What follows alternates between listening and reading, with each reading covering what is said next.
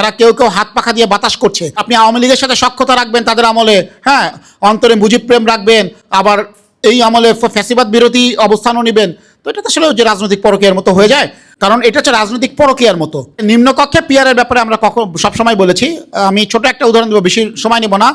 ইতালির মুসলিনের ফ্যাসিবাদ থেকে মুক্ত হবার পর ইতালির জনগণ চেয়েছিল যে আপনার এমন একটা পার্লামেন্ট গঠন করতে যেখানে সবার প্রতিনিধিত্ব থাকবে। তারা পিয়ার সিস্টেমকে নিয়ে আসে এবং পিয়ার সিস্টেমকে নিয়ে আসার পর তারা ওই নিম্নকক্ষে পিয়ার যেটা সেখানে নিয়ে আসার ফলে সকাল বিকাল সরকার পরিবর্তন হইতো। একদম একটা রাজনৈতিক দল যারা একটা দুইটা সিট পেত তারাও সরকারের সাথে নানা দেন দরবার করতো এবং এই পিআর সিস্টেমকে পুঁজি করে তারা কি করলো, সেখানে রাজনৈতিক সিট কেনা বেচা, সরকারের সাথে দর কষাকষি, অনৈতিক সুবিধা নেওয়া শুরু করলো।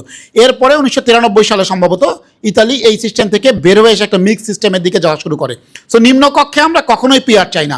যারা বলছে নিম্নকক্ষে পিআর ছাড়া নির্বাচন হতে দিবে না, এরকম কথা যারা বলছে এবং এই দাবিকে যারা কেউ কেউ হাত পাখা দিয়ে বাতাস করছে, আমরা তাদের উদ্দেশ্য নিয়ে আসলে সন্দিহান প্রকাশ করছি।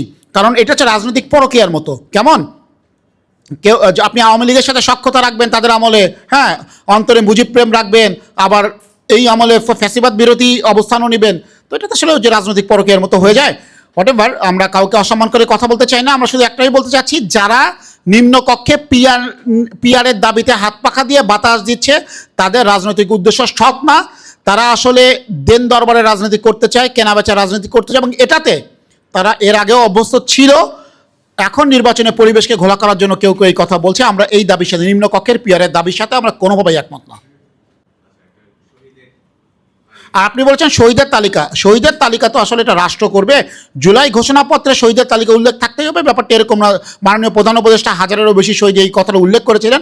প্রকৃত তালিকা তো আসলে প্রতিদিন আপডেট হতে থাকে।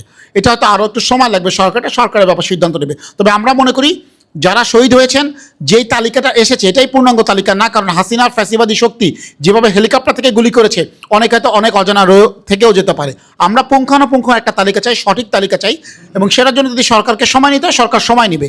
তবে আমাদের মূল যে দাবিটা, যারা শহীদ হয়েছেন তারা যেন, তাদের পরিবার যেন আপনার প্রকৃতভাবে তাদেরকে পুনর্বাসনের ব্যবস্থা করা হয়, এবং জুলাই যোদ্ধা যারা এখনও অঙ্গানী হয়েছে কাতরাচ্ছেন, যে দুঃসহ যন্ত্রণা তারা বয়ে বেড়াচ্ছেন, তাদের দিকে যেন রাষ্ট্র মানবিক হয়, এই বিষয়টি আমাদের মূল দাবি।